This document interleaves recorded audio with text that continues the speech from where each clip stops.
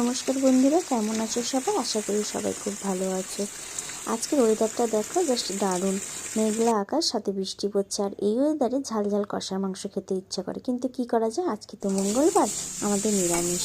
তাই বানাচ্ছি টমেটো আর খেজুর দিয়ে চাটনি।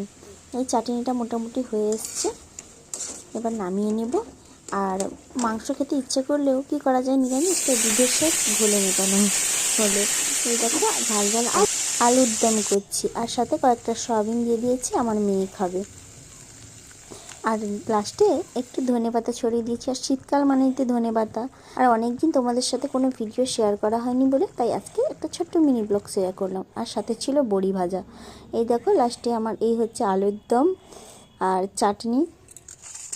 আর চাটনিটা দেখেছো, কালারটা ভালো এসছে, খেতেও